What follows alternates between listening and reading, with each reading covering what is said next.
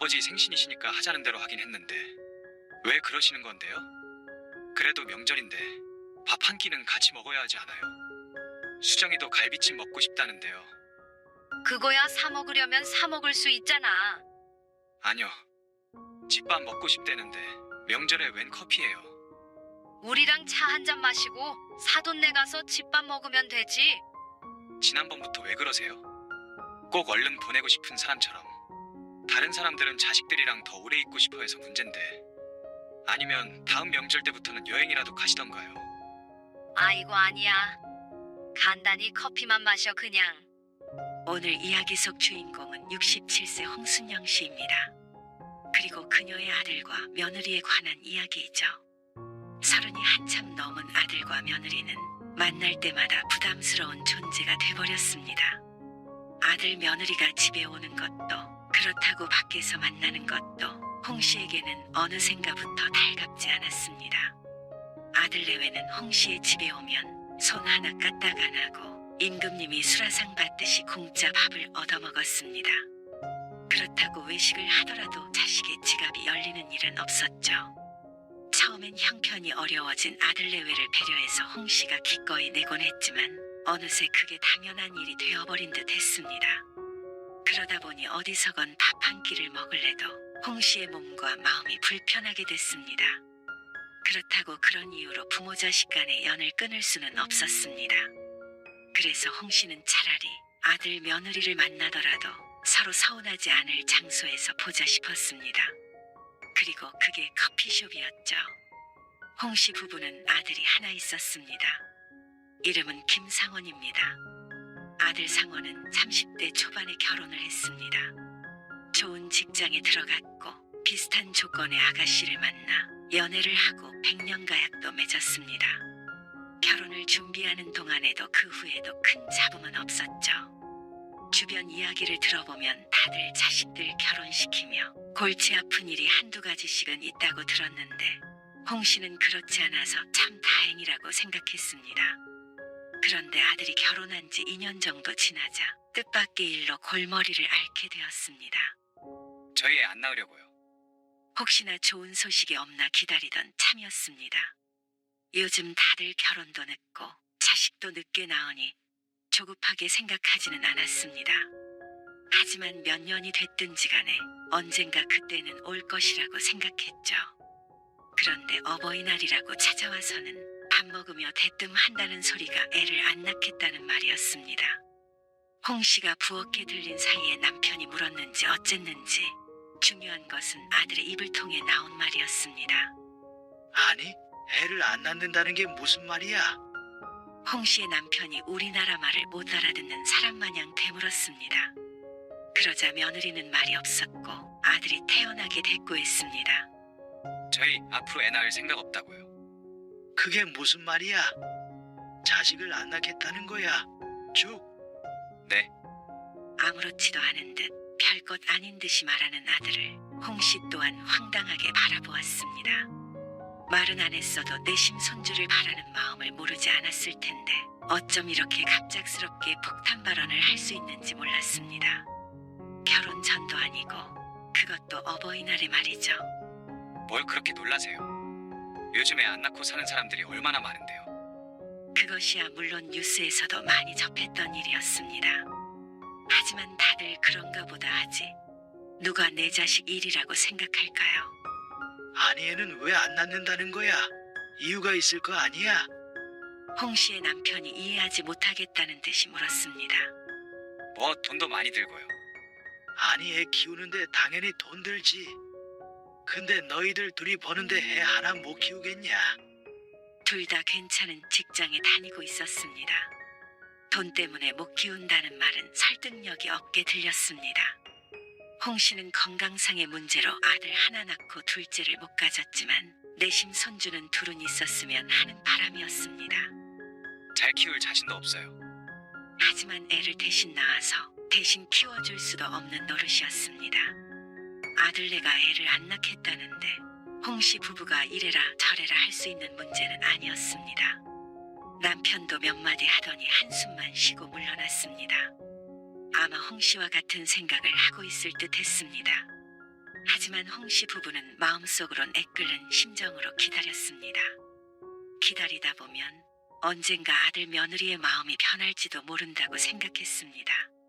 그러다가 또 몇 년이 지났을 때는 홍씨도 포기하고 말았죠. 처음엔 상실감이 컸지만 그것도 시간이 지나니 극복이 되었습니다. 자식의 인생이니 부모가 애면글면 할 필요가 없었습니다. 마음을 놓으니 아들 며느리와는 갈등 없이 잘 지낼 수 있었습니다.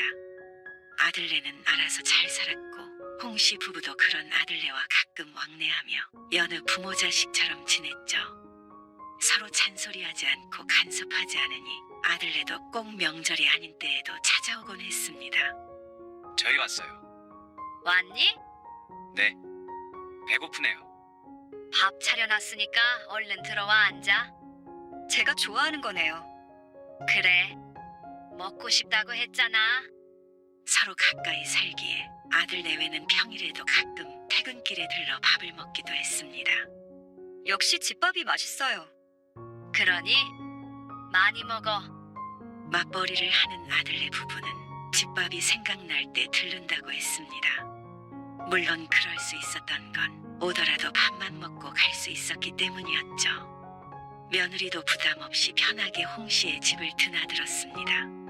설거지라도 해야 할까 싶어 안절부절하는 옛날 며느리들과는 달랐습니다. 홍씨도 결혼한 아들네 밥까지 차려주는 일이 쉬운 것은 아니었습니다. 하지만 힘들어도 아들 며느리와의 사이가 좋으니 충분히 할 만한 일이었습니다. 그런데 얼마 안 가서 아들에게 큰 변화가 생기게 되었습니다. 저 곧 회사 그만둬요. 뭐야? 애를 안 갖겠다고 선언했던 것만큼이나 놀랄만한 일이었습니다. 하지만 백수가 되기 위해 회사를 그만둔다는 것은 아니었습니다. 회사를 그만두고 벼랑간 사업을 해보겠다는 아들.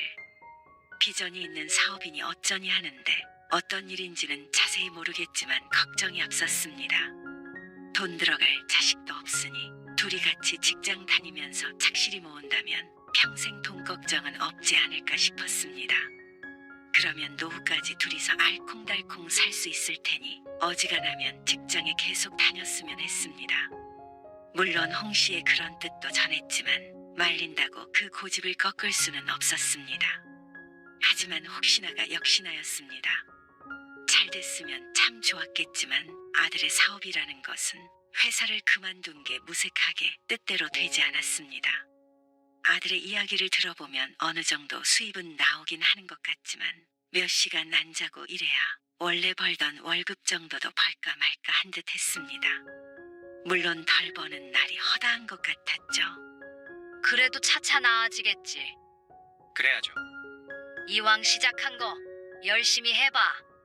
풀이 죽어있는 아들에게 열심히 해보라는 말 밖에는 해줄 수 있는 말이 없었습니다.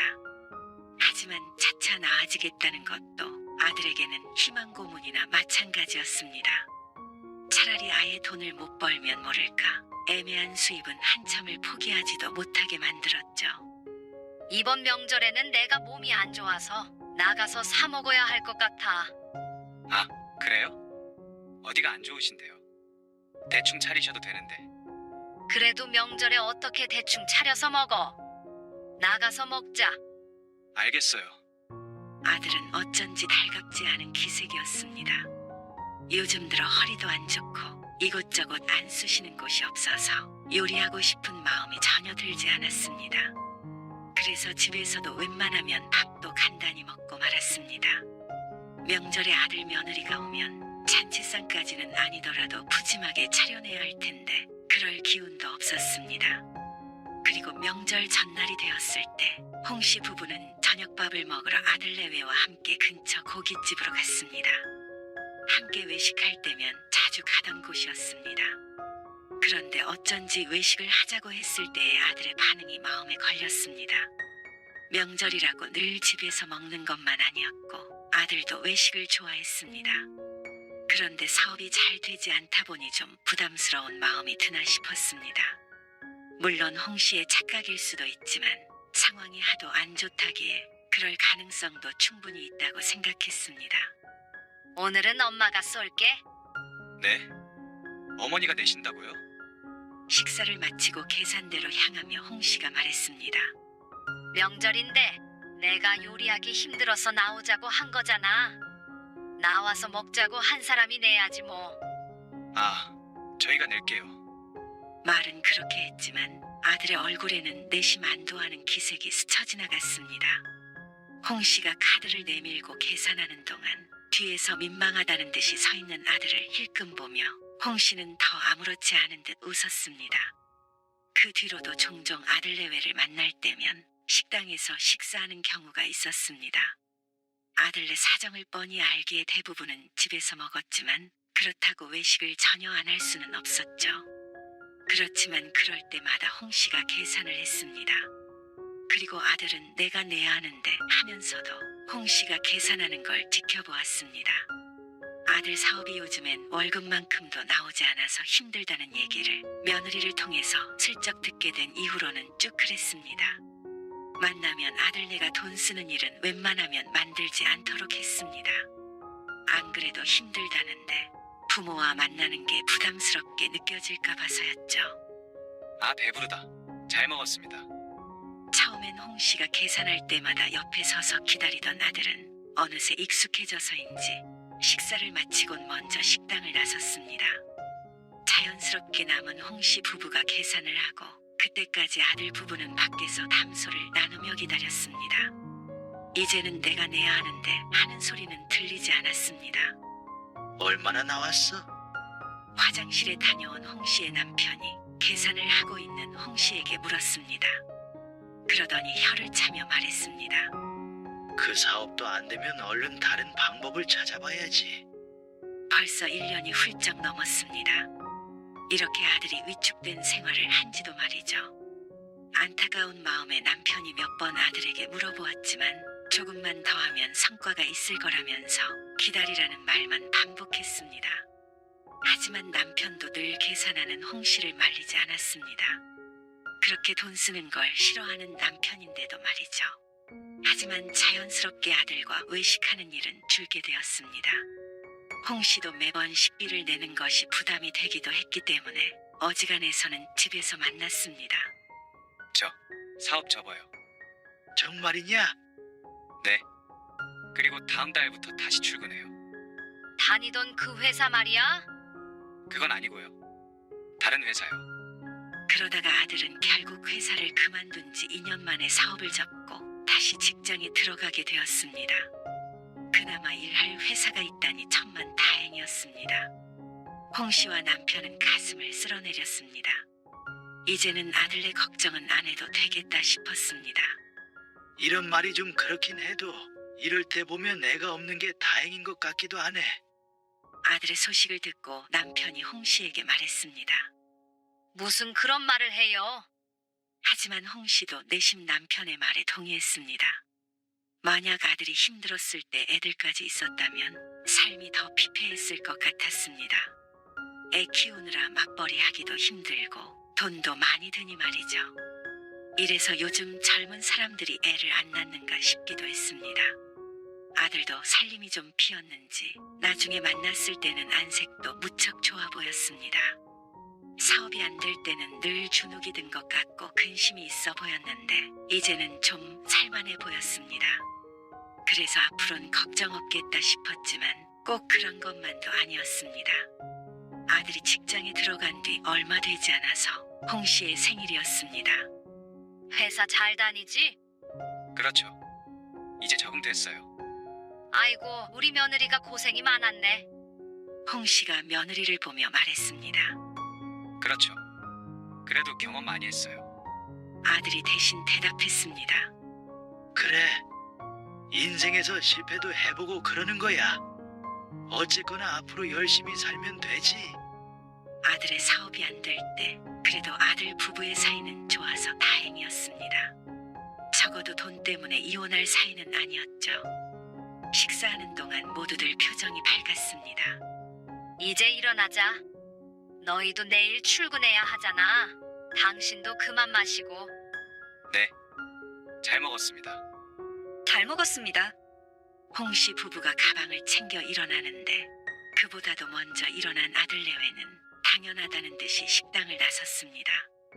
그 뒷모습을 본 홍씨가 남편을 쳐다보자 남편도 얼빠진 표정으로 아들을 보고 있었습니다. 그러더니 허하며 한숨을 쉬었습니다. 다른 날도 아니고 홍씨의 생일이었습니다.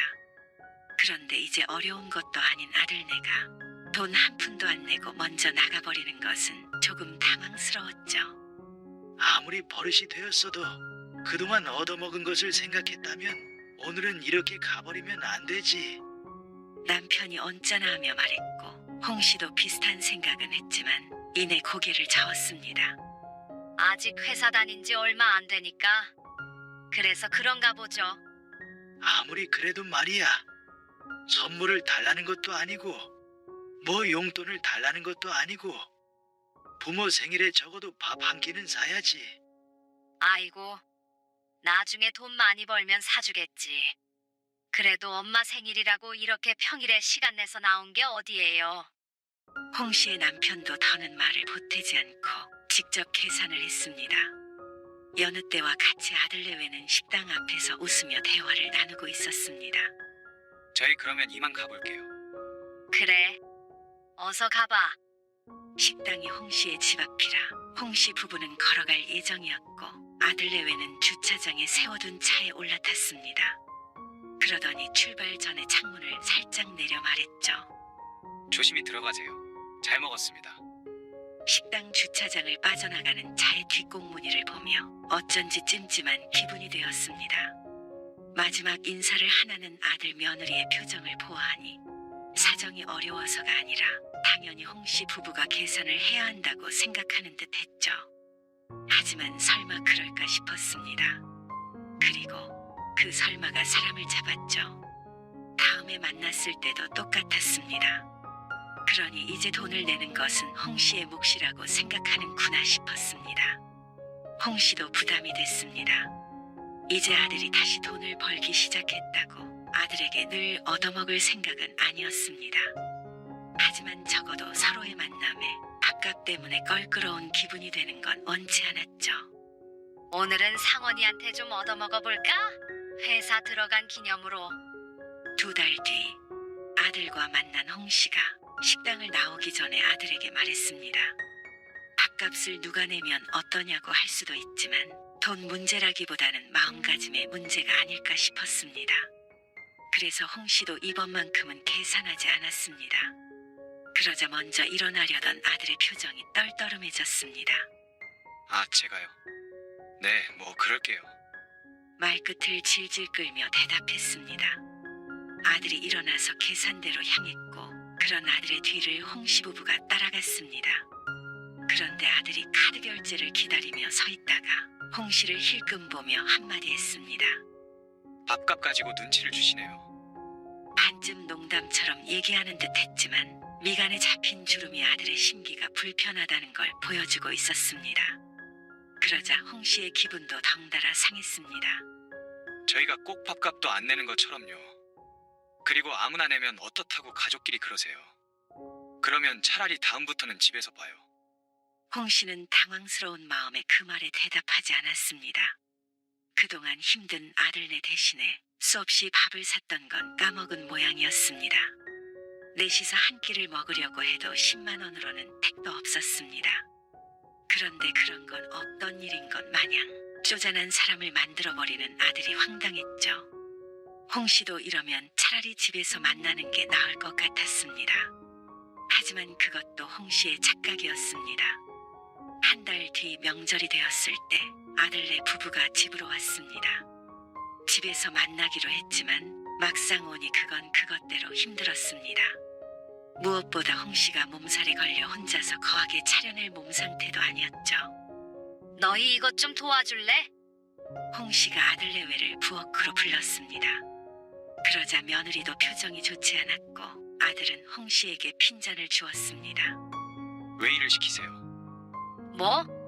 미리 좀 해두시지. 몇 시에 도착하는지 말씀드렸는데. 몸이 안 좋다는데 다 같이 좀 도와주면 어디가 덧나니? 내가 너희 도착하는 시간에 맞춰서 밥 차려주는 사람이야. 홍씨도 말이 곱게 나오지 않았습니다. 그러자 아들도 말이 심했다고 생각했는지 머쓱한 표정을 지었습니다. 아니요, 그런 게 아니고요. 제가 할게요. 수정이는 앉아 있으라고 하고. 며느리는 아들의 말에 부엌을 나갔습니다. 인꼬부부인 건 알겠으나 아들의 행동에 홍 씨는 기가 찼습니다. 뭐 이런 놈이 다 있나 싶었죠. 홍 씨가 아들을 흘겨보자 아들이 민망하다는 듯이 물었습니다. 뭐 도와드리면 돼요? 홍 씨는 한숨을 쉬었습니다. 장보는 비용만 해도 10만 원은 좋게 들었지만 아들은 고생했다는 소리도 한마디 하지 않았고 명절이라고 식재료 값에 보태라며 한 푼을 주는 것도 아니었습니다. 결국에는 집에서 만나거나 밖에서 만나는 게 중요한 것이 아니었습니다. 이러나 저러나 심란한 일만 생기니 결국엔 만남을 줄이는 게 상책이라는 생각이 들었습니다. 홍 씨도 돈 때문에 치사스럽게 굴고 싶지 않았습니다. 그렇다고 밥 해주는 게 힘들다며 이리저리 부려먹고 싶지도 않았죠. 그런 모습을 보여주지 않으려면 덜 만나면 될 일이었습니다. 홍 씨는 특별한 날이 아니면 웬만하면 만나지 않기로 다짐했습니다.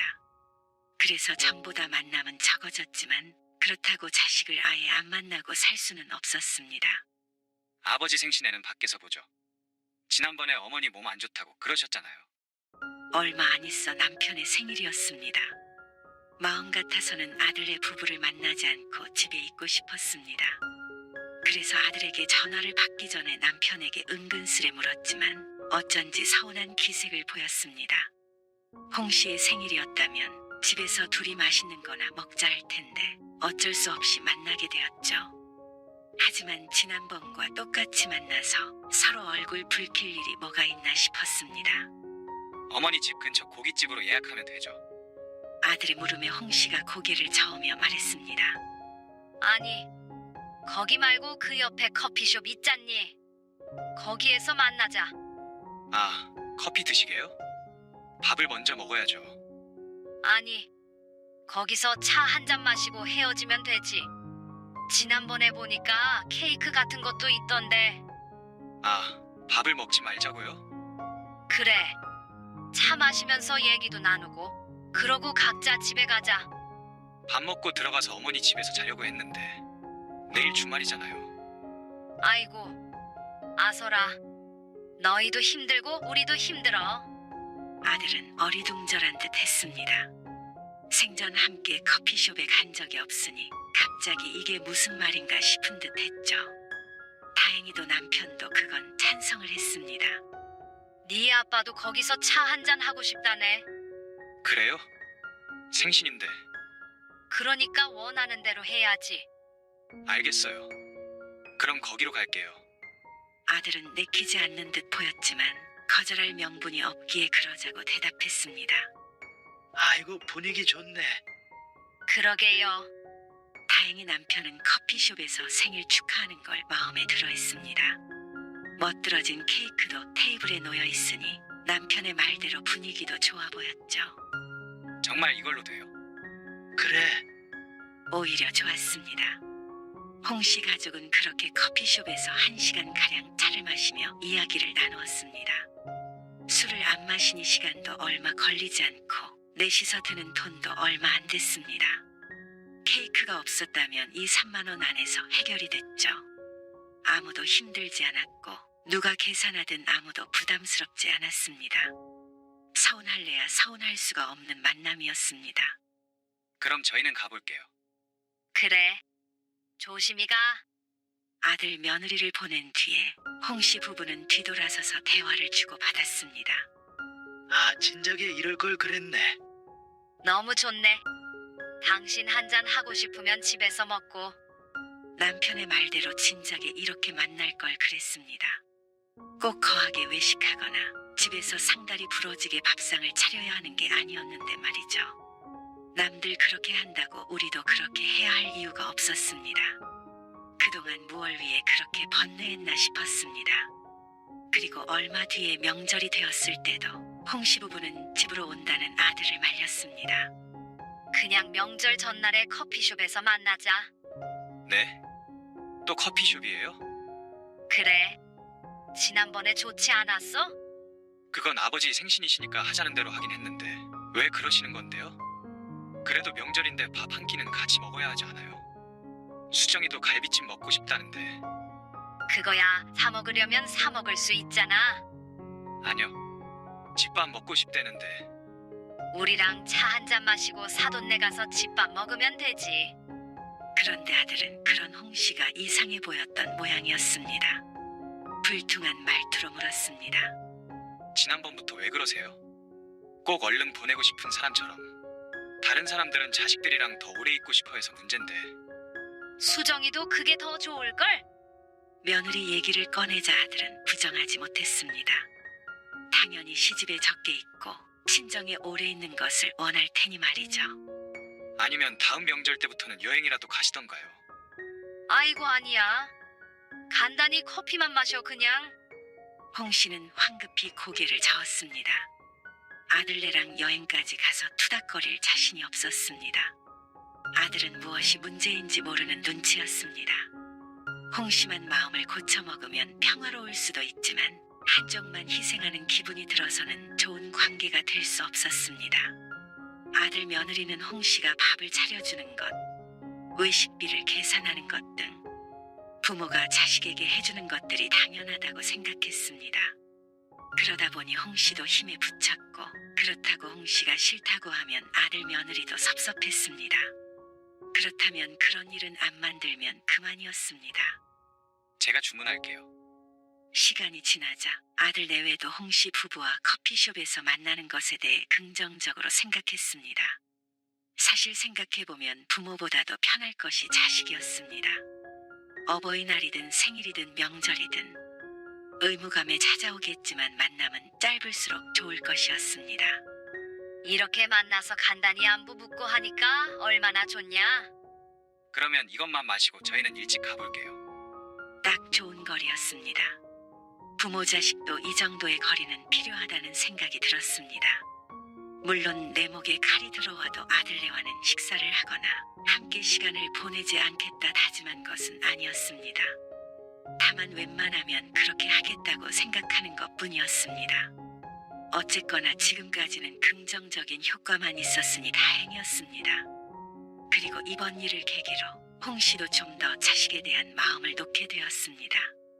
손주를 못 보는 일도 그렇고 사업이 어려웠던 일도 그렇고 홍씨 부부가 너무 아들에게 신경을 쓴 나머지 스스로 괴로운 일을 만든 것 같았습니다. 이제는 자식은 자식대로, 부모는 부모대로 그런 독립적인 삶을 사는 것이 필요했습니다. 그래서 이후로는 아들도 서운해하지 않고 홍씨도 더는 같은 이유로 섭섭한 일이 없었습니다.